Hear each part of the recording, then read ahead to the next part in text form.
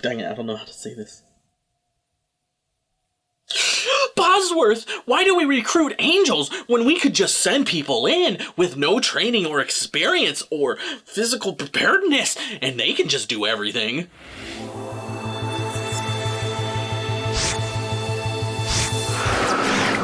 Now, I know this movie is not an artistic movie at all. This movie is about women kicking However, there are certain things that I learned in film school, and I'm not like the greatest director. I'm not even a good director. I barely have made anything. But if you give me $200,000, I'm going to put so much thought in this movie. Every shot's going to mean something.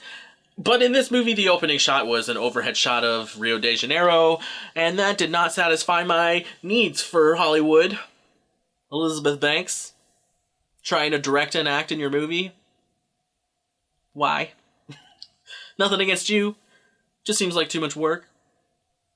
Unless you're trying to make the extra money. Which if you are, don't do a disservice to everybody around you and try doing the double the work. The dumbest moment in this movie is when Elena, she's the non-angel, but she's an angel who's being recruited through the whole movie. She has a whole fight scene with this bodyguard who's literally twice her size. Elena has no training whatsoever.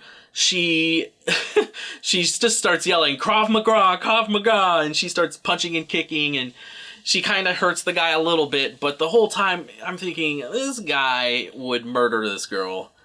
I'm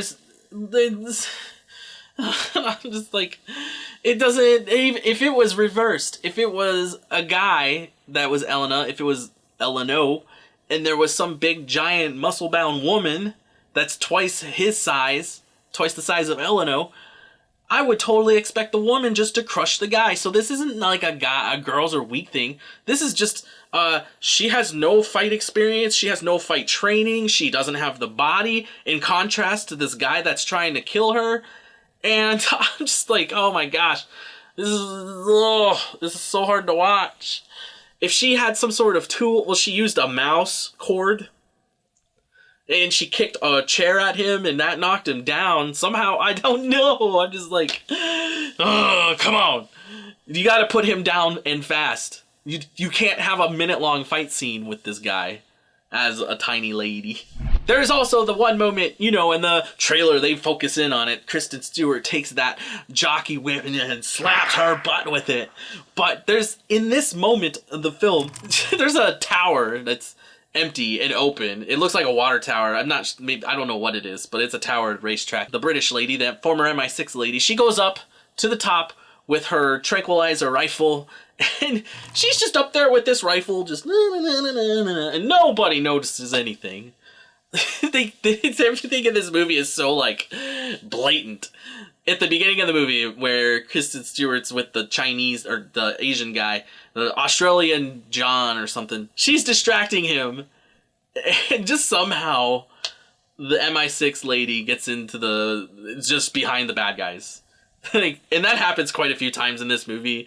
No explanation. Even Elena's like, how did you do that? A couple times. And it's no explanation. Just take it. They're angels, I guess. And one other thing about this movie is that if you've ever seen a minigun do its thing, where it's just... If you ever heard a minigun, it is scary enough. You don't even have to see the thing. I heard one once when I was deployed, and I was like, what was that? And they're like, that was a minigun. I was like, what? There's a scene where the angels are getting chased by this assassin guy, and he's got a handheld minigun in his truck, and he's firing this thing like crazy.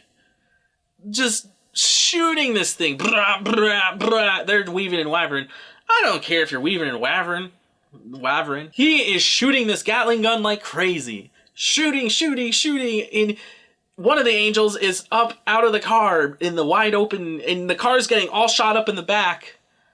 And the driver does get hit once out of all of these rounds. And it was weird that finally, late, almost at the end of the chase, the windshield breaks. But he's got this minigun, and he's just like, bruh, and he doesn't stop this car. And I'm just like, okay, they should have put a 240 there or a saw, But a minigun, even if it's a minigun, a micro gun, no, I don't think that you can recover from that. But what you can recover from is this episode of Movies Are Dumb Sometimes. Make sure to leave some comments of any other dumb moments that you found in the movie. Would you see this movie again? I probably won't. It might be good background fodder movie to have on in the background. It was good.